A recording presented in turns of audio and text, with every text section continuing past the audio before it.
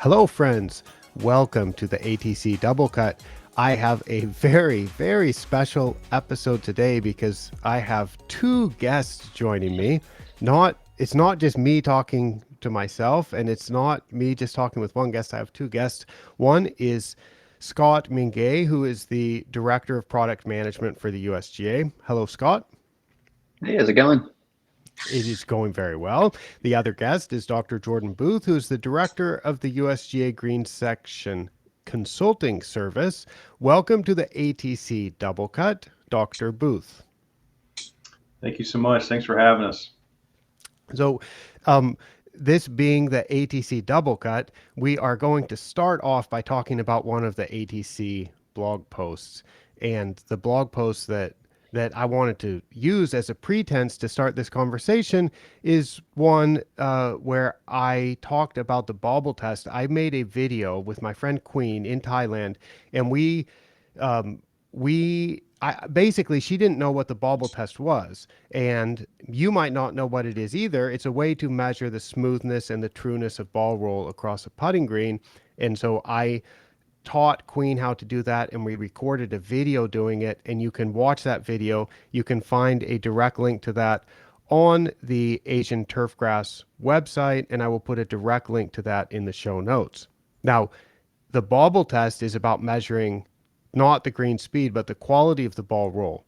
And the USGA has a very interesting new tool or a new product, which is called the GS3. And I know, Scott, you and, you're the director of product development. So I guess that I'll let you get started.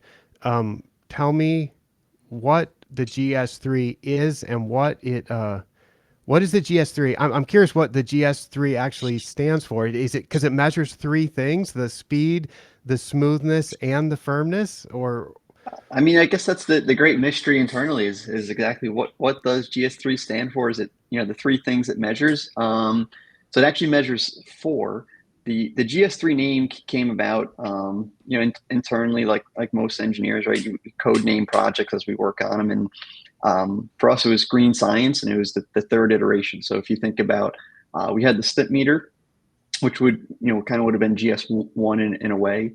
And then Matt Pringle, Jordan and I's boss, came up with the True Firm, and the GS3 is a combination really of both of those things that also introduces some new metrics, which we call smoothness and trueness. So for those that didn't get a chance to see it at a couple of the shows, this is the GS3.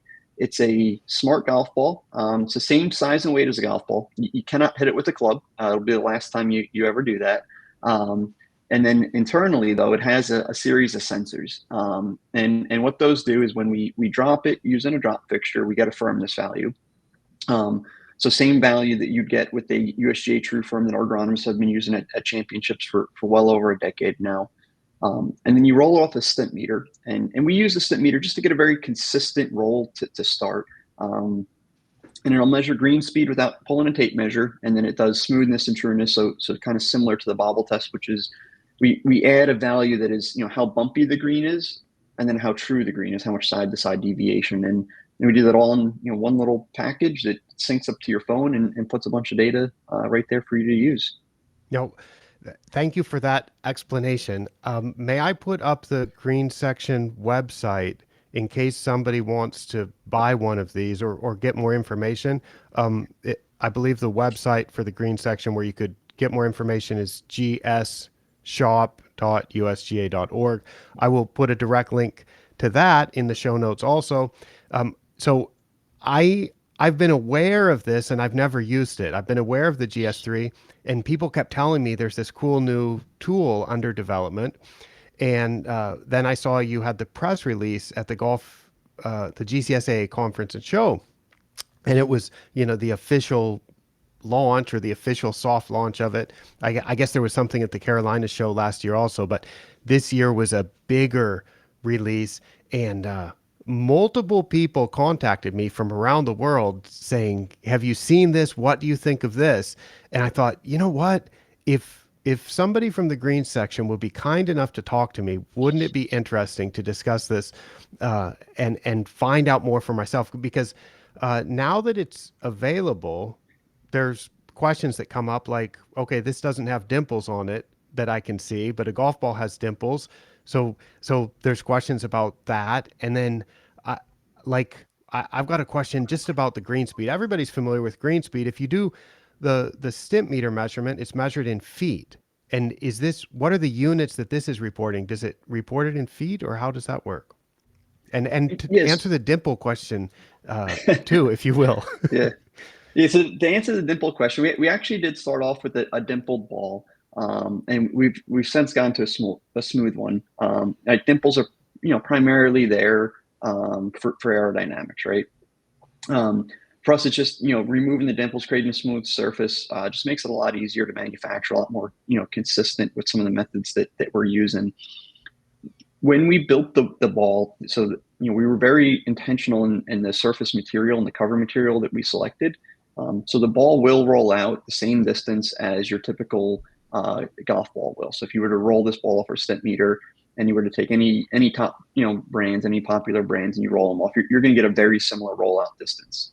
You'll notice every ball rolls slightly different as far as physical distance, but we'll be right within like a 2 to 4 inch range of physical rollout distance of all of those balls. To answer the green speed question, so we measure in feet and inches, and what it does is it actually measures the effective speed, not how far the ball actually rolled. And what's important for that is that we all know with the stent meter is there's a lot of operator dependence, right? There's an art of a stent meter. Not only is they're finding a flat spot, which can be very difficult these days, but if you lift the stent meter up a little too quick after the ball starts to roll, you can get a little bit more distance out of it than the stent meter should report. What this is doing is it's taking that operator dependence out. We're looking at the internal sensors of the ball, and then we run a model that we've created and says, okay, what would the effective stimp distance be? And then we report that back out in feet and inches. You'll find that we're right within a plus or minus 2 inch delta to somebody who's very confident with a stent meter right now. Okay, so that means that this is reporting a distance that's calculated based on the speed that it knows that it's moving, because it's got a timer in it, so it knows how many revolutions it's making per time. Is that how the speed is measured? Yeah, we use a mix of the sensor package that's in there. So there's a couple different types of accelerometers in there, as well as a gyroscope. So we use a mixture of all of those sensors, look at the time and look at the sensor signal over that. And then, kind of the secret sauce internally is how do we take all of those signals and calculate out the speed, smoothness, and trueness metrics from there. Cool. So as far as the stimp meter or the green speed measurement, it's reporting it in feet, and it's plus or minus 2 inches to what you would get if you would measure it with the stimp meter and with three balls. Now, does this do this with just one roll in one direction, or how does it work with multiple directions? Yes, we still recommend that you roll, 3 rolls each direction just to get a good average. We'll continue to explore how many rolls you do need to get a very good statistical number. There's some research that we're doing and continue to do on that. One of the unique things, and I'm sure we'll get to it in a little bit around smoothness, trueness, is within the app, the Deacon app that controls the ball, you can select different areas of the green that you want to measure in. So you can do, say, 3 rolls of a green speed in one area of the green and report that, and then collect your smoothness and trueness in another area that's maybe more important and might not be conducive to being a flat area to measure speed. Okay, I'm gonna ask Jordan to jump into the conversation here. I suppose, Jordan, you've used this a bit, and how flat of a spot does it have to be measured on? Because I use the trick of using the Breedy equation when I'm doing the stimp meter, and I just customarily will make that calculation, so I don't worry so much about the 3 rolls in one direction being within 18 inches or 45 centimeters of the three rolls in the other direction because I apply the Breedy equation. And I wonder, with the GS3, does it have to be on a flat spot, and how much leeway is there when you're using it for green speed? So the great part about how Scott and his team have kind of built the tool is to take the user variability out of it. So we've done a lot of work, and Micah, both of us are serving on Maureen Caillou's graduate committee, and she's doing this work across, I think, 50 or 60 different golf courses in Tennessee to see those comparisons. And the great part about taking out that user variability with how it measures green speed and smoothness and trueness is that whether you use the full stimp meter or the half stimp meter or where you are on the green, we've seen very accurate numbers. So it kind of removes that user error and the necessity to be in a perfectly flat spot. With that said, we still, have a lot of work to do, and we still want to, set ourselves up for the best success. So launching with the stimp meter is still one factor that we're using to normalize the data, as well as trying to find as flat of a spot as possible. But I've been really impressed by no matter where we use it, how we use it, it's given us really consistent numbers. And when we compare it to the traditional stimp method, like Scott said, it's within, plus or minus a couple of inches. And so I kind of credit that to user variability that we're kind of eliminating, and how we're collecting the distance information. So, am I understanding that it's recommended to use it with the stimp meter at either the half or the full distance, and it's recommended to use it on a flat surface? However, you might be suggesting that when you've used it, if I used it on a slope and launched it off the stimp meter in an abnormal way, or used a greens tester or a perfect putter device or other ramp to roll it, that the sensors are still able to measure the speed and then report that speed as a distance. And so you're saying that it seems promising that it might give a good number regardless. Yeah, I would say it's very promising. I think Scott and others would ask me to be a little more reserved in our over promising, but based on what we've seen in the field, it's taking out some of that variability. And it's still, obviously if you're rolling on a severe left to right or a uphill, it's going to give you that number. But it's still that's still why we roll it in two directions, to give us the average of that. So Now, when people purchase this, it's one ball that they purchase. Is that right? And yet you're saying that you're still recommending 3 rolls in each direction. So that's how does that work with one ball? You just have to go fetch it and bring it back? Or, I mean, how are people doing this practically? yeah, that's right. And there's some, I guess we've written some articles and things on the Green Section Record to kind of help overcome some of the, I think you've written to this really well, Micah. There's some hurdles to overcome with getting folks involved in data collection. And so, but if you use it, on a regular basis, it's going to add a little bit of time to the traditional, stimp meter method of having 3 balls that you're using. But it ends up being pretty rapid to get this, and the value you're gaining of not just, speed, but also trueness and smoothness in the same rolls. The argument that I would make is if you were doing a speed test plus, the other testing, this would still eliminate time to get the different metrics. Okay. Excellent. Now, okay, let's talk a little bit about the smoothness and trueness. Are you calling the vertical deviation, like if the ball bounces or chatters vertically, are you calling that smoothness, or do you call it something else?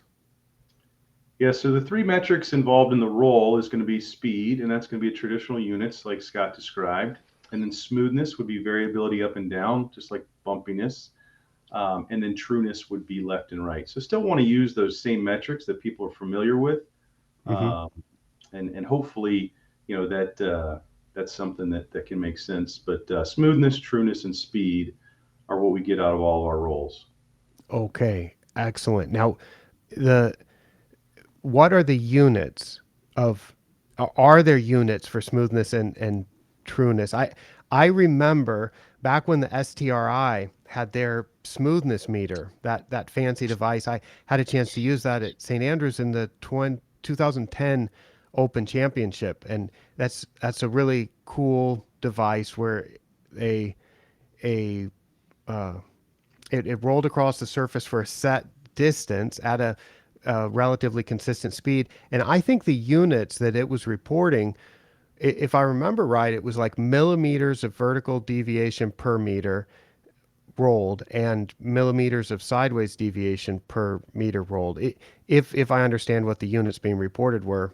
And that's really the only context I have, because the bauble test, which you can find out about on my website, and there's of course the perfectly true article, I think from the 2010 green section record, which you can also easily find.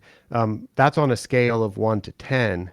And so it's not measuring anything in terms of millimeters or deviation. So I'm curious about what the GS3 reports in terms of units of vertical and, well, smoothness being vertical deviation, trueness being lateral deviation. Yeah, so both of those measures are on a unitless scale. The way we work is 0 would be perfectly smooth and true. 15 would be like freshly aerated greens on smoothness. And typically 2 would be something that you would report as the ball is really snaking, quite a lot from a trueness value. Um, what we're looking at is, so we can measure how much it deviated from the path, and some of that's even taken into consideration for trueness. For example, if you roll the ball in an area where there's a lot of break, the fact that the ball moves to the side, you could still get a perfectly true roll, right? Because if you think about it from a golfer perspective, I'm looking at the green and I'm reading the slope, and I'm expecting the ball to follow a certain path, right? And so what we're looking at is deviation from the norm, right? So if I'm following some path that's curved, but the ball's, as one example, like sinusoidal about that path, right? So it's deviating, back and forth. That's where the trueness number, can get out of whack. And the same for smoothness, right? There's always going to be some amount of vertical deviation that you're experiencing on a turf surface. It's really how much am I deviating from the norm, and without giving away too much, it's how big are those deviations, right? So if the ball is just kind of quietly going along, there's deviation. If it's quietly going along and then there's one big jump, that would have just as big of a smoothness value as a bunch of kind of medium jumps. So it's how much impact is that ball experiencing during its movement. That's an interesting one. So um, that is unitless. So it's but are they're reported separately, right? So it's a scale of 0 to 15 for uh, for smoothness approximately. So like we would see 14 to 16 as being any greens that we've measured that have been freshly aerated. So if you go, right after the crew gets done, punching and top dressing, you'll see 14 to 16. And then like a 2.5 would be the ball snaking quite a lot on a trueness scale. Okay. So which is similar to what the STRI smoothness meter was, that their vertical deviation was a lot more than their lateral deviation. So yeah, I mix my words here. Sometimes saying Yeah, vertical, sometimes lateral, sometimes snaking, sometimes smoothness, sometimes trueness. So I hope that doesn't confuse people too much. I've used the perimeter just a little bit. The perimeter is a device where you put an iPhone into a specially constructed tray with 4 wheels, and you put a golf ball underneath in a special holder. And that is also measuring something that is unitless. And something that I noticed that was kind of difficult for me to understand with that because, of course, I'm always trying to understand these numbers and I'm kind of critical. Um, I looked at that on a golf course putting green and it gave one number, and then rolled it across the fairway and it gave smoother and truer numbers. And I wonder if the way the sensors are in the GS3, if you have that type of phenomenon that could happen where a surface that we might consider not such a good putting surface could actually have numbers that are better than a putting green surface. That's some of the interesting things we've seen, Micah. And we've had a lot of internal debate around the units and should we normalize the units even more so to everything to be on a scale of 1 to 10, something like that. But I think what we speak to often is just like your volumetric water content numbers that you would be pulling from a soil moisture meter, the numbers are specific to your property. And so a benchmarking, let's say you're at 2.5 smoothness in the morning, looking at the differences between that after golfer traffic may give you key insights into, okay, did we get worse, which is what we anticipate, and then what levers can we pull if we're at 6 and we want to get closer to 0, right? What levers can we pull in our mowing, rolling, cultural programs and other practices to improve? So we kind of see it as a benchmarking tool that's specific to your golf course. We have observed that phenomenon where we look at, height of cut differences and that impact on trueness and smoothness.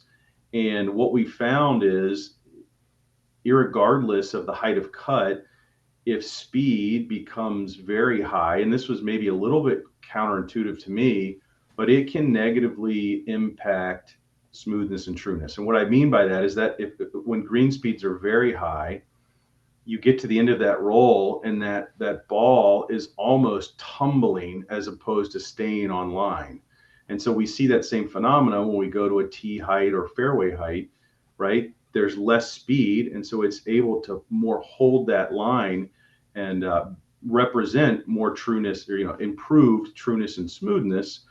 But I guess what I would always just say is, that's not very practical in the whole practical application. And so that's why we'd want to maintain this on a putting green to kind of be able to compare and contrast the similarities and differences. But we have had that feedback like, oh, I rolled this on a tee and it was smoother and truer.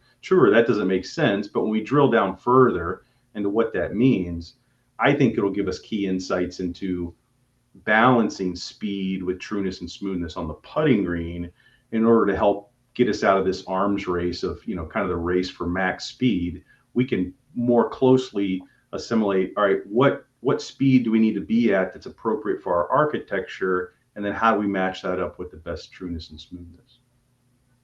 Thank you for that explanation.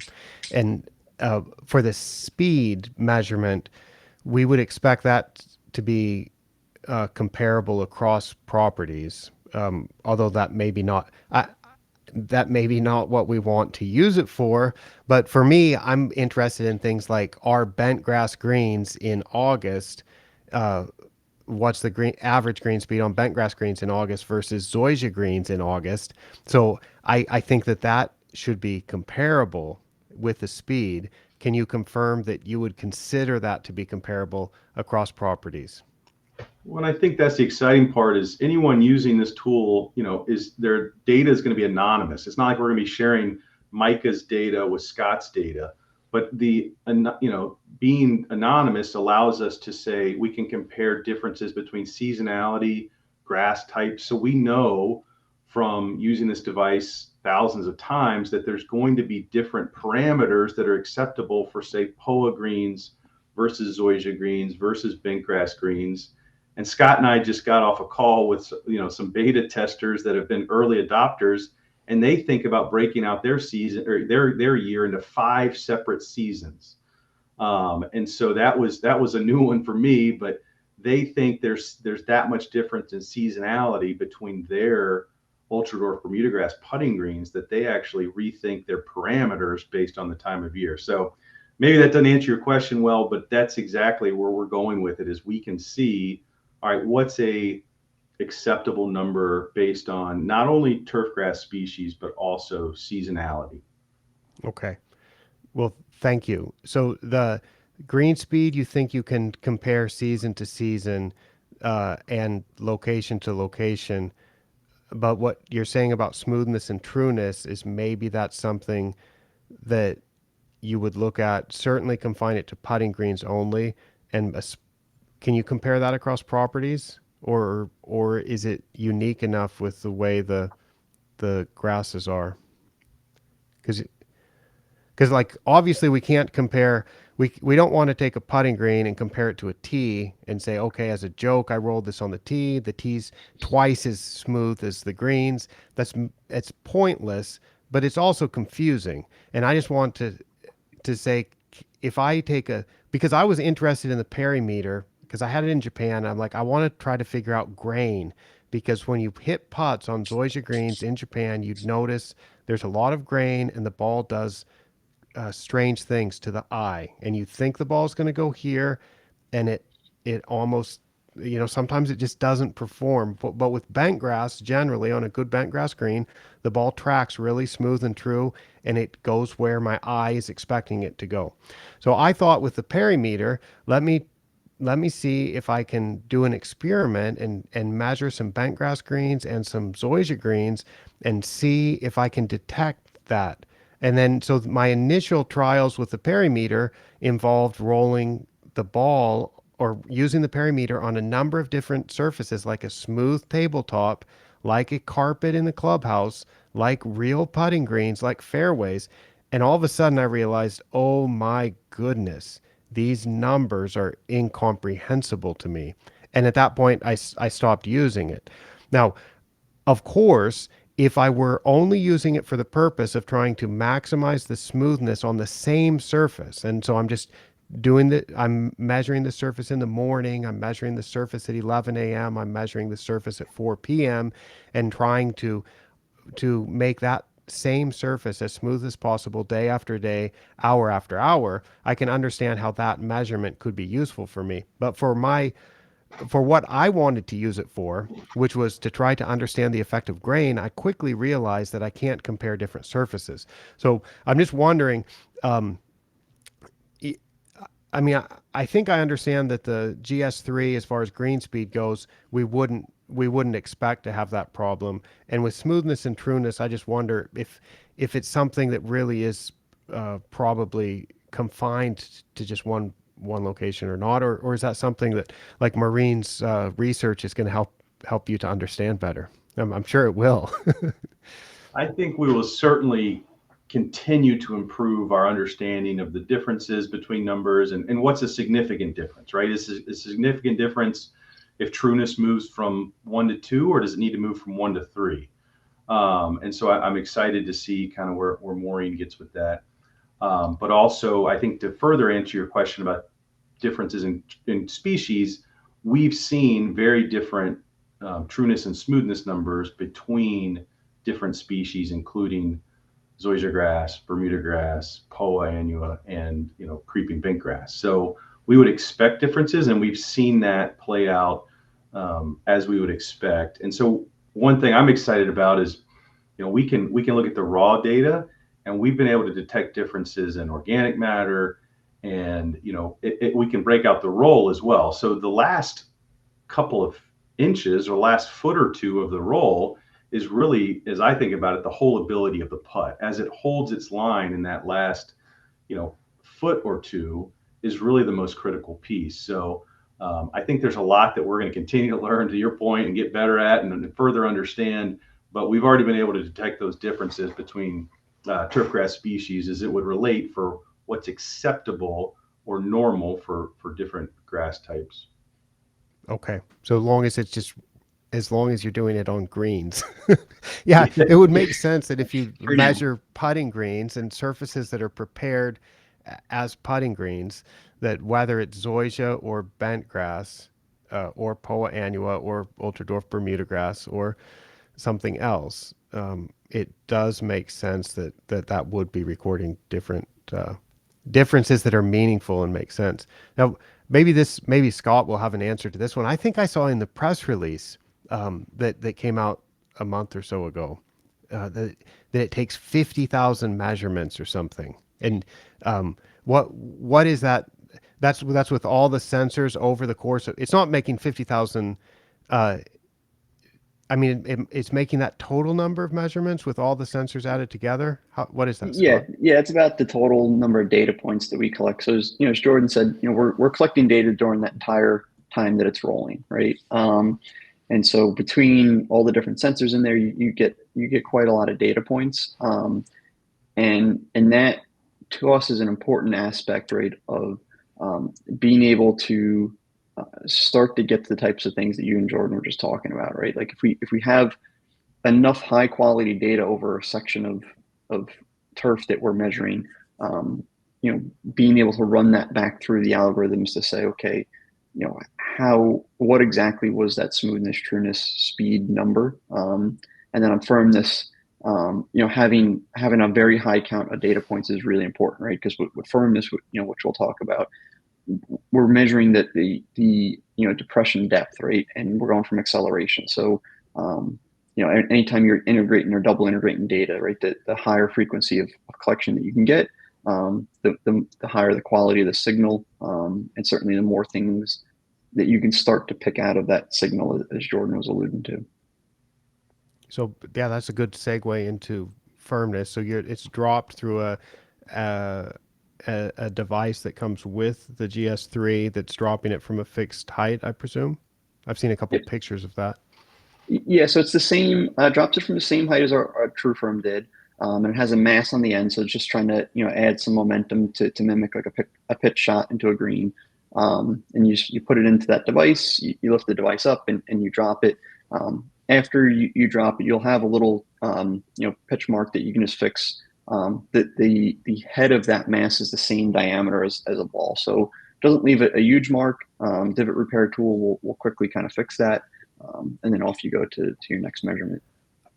Oh, you've got the mass at the bottom and the ball's fixed on the top. So is that how it works? Actually, just right here.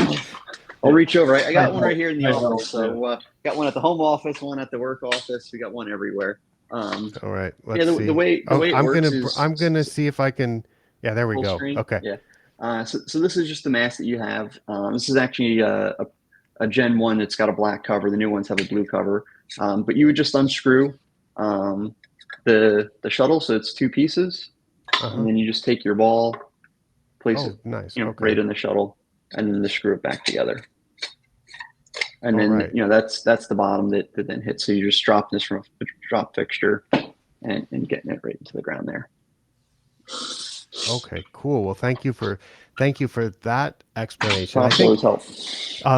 if anybody, yeah, if you're listening to this, be sure to check out the video on YouTube, and you'll be able to see what Scott just showed. And also I put up the USGA Green Section Twitter account, which is at USGA GRN section, and I think on that account you will be able to see some pictures or other demonstrations of that. So that's really cool. So how many, if we're assessing one putting green, what would be your standard recommendation for the number of drops that you would do with that to get a good firmness assessment? Yeah, so it really varies. We tell a lot of our customers that are using this every day, 3 drops is a pretty good starting point if you do like a front, middle, back, or you start to map out some problem areas. At championships for the USGA, we do 9, so we do 3 across the middle, 3 across the front, and 3 across the back. Mm-hmm. A lot of what we've done and told people when we onboard them with the GS3 is, that it's a new tool. It's cool, right? The first day you're out there, go crazy, measure all over your green. You'll quickly start to notice, patterns. And then from there you can, pick, okay, here's my 3 spots that I'm going to measure every day. Because those are going to, be most indicative of the overall performance of the green. I don't know, Jordan, obviously you've got a lot of field experience with that as well. Yeah, I think our general recommendation is, like you said, Scott, and I think Mike has alluded to this in the past. If you're entering into data collection and you're starting, I always recommend, kind of starting small, starting with 1 green, and the value of that data is collected, over time. So that value of 3 or 9 measurements, whatever you're doing on firmness, and the value of those rolls, whether it's a traditional stimp meter with golf balls or with the GS3, that's important today, but it's really more important to look at all that data over time. So whether it's a month or 2 month or 6 month scale, that's what really can improve your management practices and the predictability of your playing surfaces and ultimately resource management. That's kind of what we already alluded to. But as far as firmness, we've seen when preparing for our championships that 9 locations that Scott talked about really made sense. But for practicality purposes, probably 3 at your golf facility is enough. And when I'm using this, do I need I have a phone with the Deacon app open, kind of like when using the Pogo, you have to use it with a tablet or a phone that has a app open with it. Yeah, so part of the whole package is you use the Deacon app on your phone, and as Jordan said, we encourage people, start as simple as possible, right? So when you start, Deacon's got a ton of great functionality in there, but you can just start with the GS3, just start with the drop test, just start with a roll test. It's Bluetooth to the phone, so the test cycle time is quite quick. Another thing that we've worked on in the app is that what we like to call kind of offline online mode. So all the data sync to the cloud, but that doesn't prohibit you from testing if you don't have internet connection. So if you're at an area on the golf course that you don't have Wi-Fi and you don't have internet, which is quite common at a lot of facilities, you can still do the test. It'll store everything local. You'll still be able to view your maps, and then once you get internet connection, it'll just start syncing that up to the cloud for you. So then other users at your facility can see it, or you can go back to your desktop version to explore the data a little bit more in depth. That it's cool that it does all of this stuff automatically. I advocate measuring green speed, assessing firmness, measuring smoothness and trueness. None of these things I did 20 years ago. When I was a golf course superintendent, I first became a golf course superintendent almost 25 years ago. I was a superintendent for a few years, didn't really do much of this at all. And then I got a PhD and started the Asian Turfgrass Center and started giving a lot of advice. And I wasn't giving advice to measure the results of the work. And whether that is things like measuring the organic matter in the soil, which is the results of our top dressing and aerification work, or measuring the playability, which is really what we're doing. We're making a playing surface for sport, so we should measure the playability. I didn't really recommend that so much, and it's all things that I've added on as I've gradually realized that they were useful. So I've started recommending to keep track of the green speed more often, and then keep track of whether the greens are firm enough or not. Keep track of and then and I always assumed that if greens were fast, they were smooth, and then it wasn't until we saw the 2010 U.S. Open at Pebble Beach where the greens had the dry spots, and of course you knew that as the ball was slowing down, it was snaking. So that was obvious, but that's such a rare case. And I just thought in general, when golf courses are really intensively maintained and putting greens are intensively maintained and made so they have a good speed, of course the roll's going to be smooth. And I was measuring it at a golf course in Thailand in maybe end of 2018, maybe it was 2019. And I noticed the green speed was 10.5, which in Thailand is it's above average. It's a pretty nice green speed. And the ball was bouncing and chattering all over the place. And of course, I've known about the bobble test forever. Since that Perfectly True article by Henry Bachelet and Richard Windows, which was reprinted in the Green Section Record in 2010. And I think I knew about it even before then. So I knew that there were ways to put a number to the smoothness and trueness of the roll. And then finally I was like, wow, I really need to start measuring this. So I have been doing it since then. Now that's kind of, a lot of people have an objection to that because they say it's subjective and they want a tool to do it. So I think it really resonates well with people when they realize that they could get a tool like the GS3 or a device like the GS3 to measure this automatically. Well, I mean, it it measures not. I mean, you use it and then it records it for you.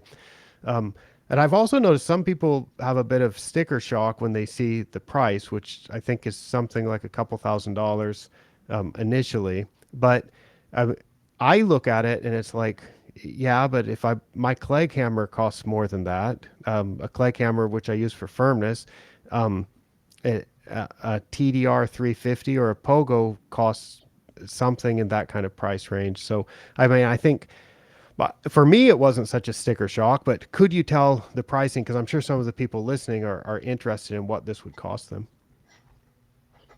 Yeah, so the first year is 2750, $2,750. Includes your GS3, the charging case, the drop fixture, a fresh stent meter, and it also includes your Deacon subscription, right? So everything is packaged together as one. And then currently the way we have it is there's an ongoing subscription fee for using, which is $1,250 a year, which includes again all of your Deacon offerings in there.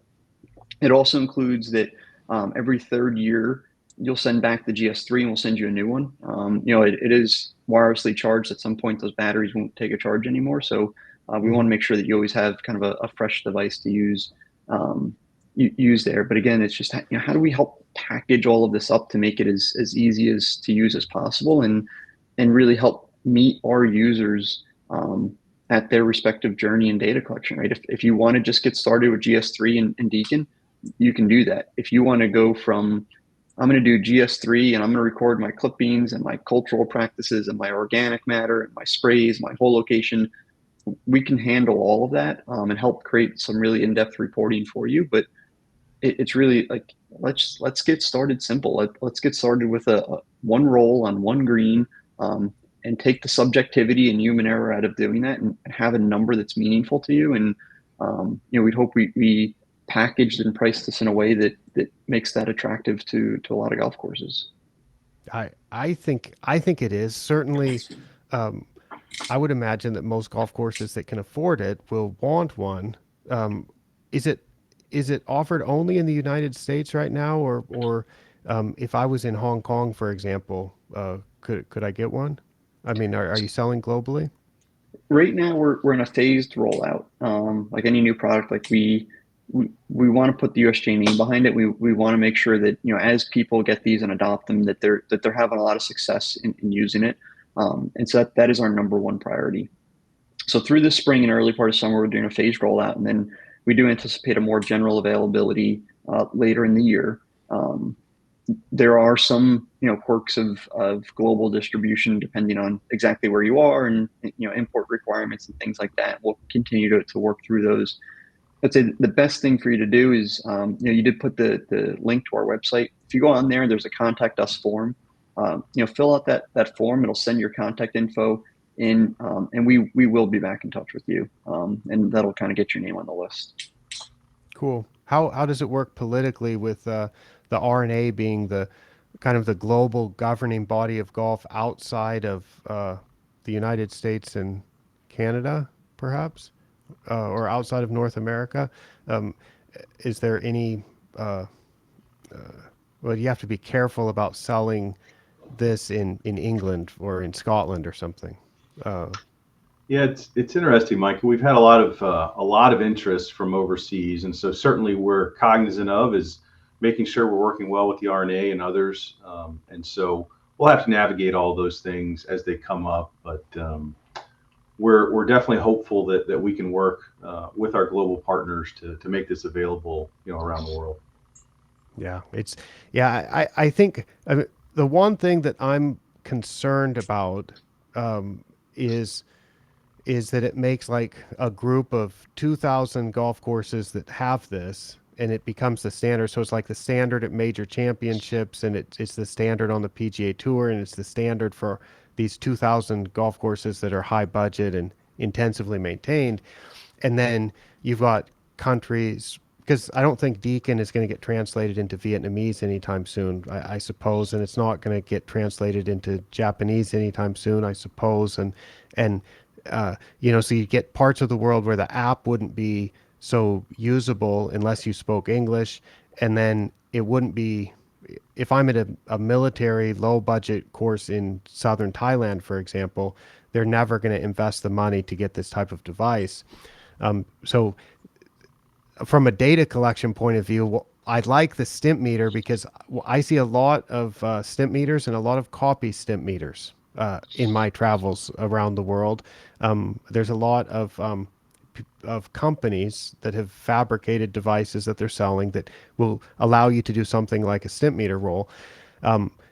With the bauble test, of course, that's universal. It's something I can just do with my eyes, and so and firmness, I recently tell people, look, if you're a tournament venue, maybe you invest in a firmness meter. But if you're not a tournament venue, I suggest you rate your firmness like this. You assess the green as being too soft, just fine, or too firm. And I think anybody that's a golf course superintendent can rate a green according to you're satisfied with the firmness level today, or you consider it too firm or too soft. So those type of things are simple. The stimp meter is used all over the world. It's universal. The bauble test has the potential that it could be rated by anyone, whether it's at the Masters tournament, the U.S. Open, or at a course with Zoysia putting greens mounted a 1/4 inch in southern Thailand.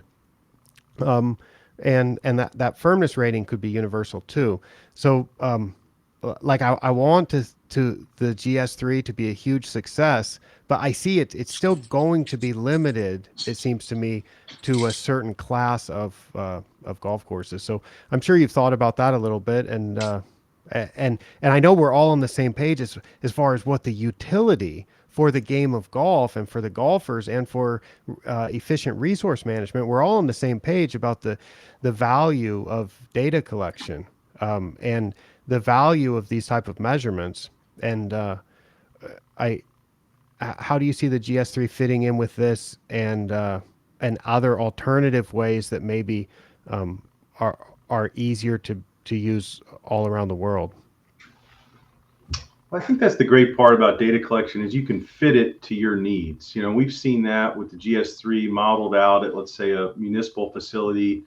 I think if we're being, very honest, there's going to be some places where it's not the best fit, and there's going to be some more utilitarian methods. But what I always talk about, and Scott's probably tired of me hearing it, but you alluded to this earlier, Mike. It's really important for a lot of golfers to know how they stack up against other golf courses.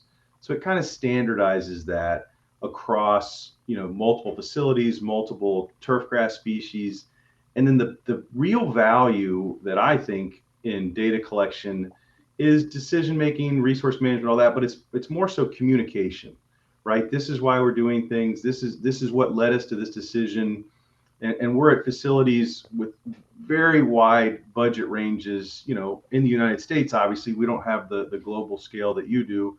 But no matter where we come across, that need for communication to their golfers and stakeholders is really important, and why we're doing things. And people are looking for those data-driven, guidance, but also the data-driven communication. So it's something we constantly come across, and it's great to provide answers and how you stack up not only against your course day over day over day and between seasons, but also to other golf courses in your market, other golf courses in your area, other golf courses with your same grass type. So that's a need that we see that spans, budgets for the most part. Obviously, there's going to be a limiting factor to any, technology tool as we get towards the lower end of the spectrum of budgets. But at least in our market research and in the courses that we come across, independent of budget, there are solutions that data collection certainly solves, but also the GS3, and it may be a different goal depending on the type of facility,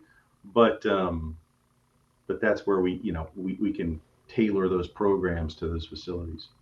That's a great answer, and the communication is really important, and I love how the green section, how the USGA green section is coming up with these tools that make that they help people get over the hurdle of just how am I going to store the data? And I'm not coming up with any of these tools. I just like have ideas of like, you should measure this, you should measure this, here's why it's useful. And I leave it up to you. You collect the data however you want, you store the data however you want, you display the data however you want. But people are busy, and that actually is a bit of a hurdle for them, because they want a tool that does that. And you guys are providing that with Deacon, which is something that's quite attractive, I think. So um, yeah, you combine the GS3 and Deacon, and I think that is attractive for a lot of places.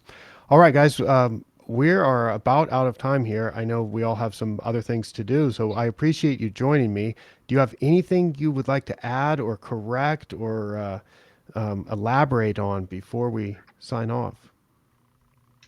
Micah, we really enjoy your, everything you put out and your thought leadership in these areas. And so really appreciate you having us on, and love these types of conversations, and, happy to further that. And Scott, maybe we need to send a couple of these things over to Micah to get his, stress testing on it. So I'm I, gonna.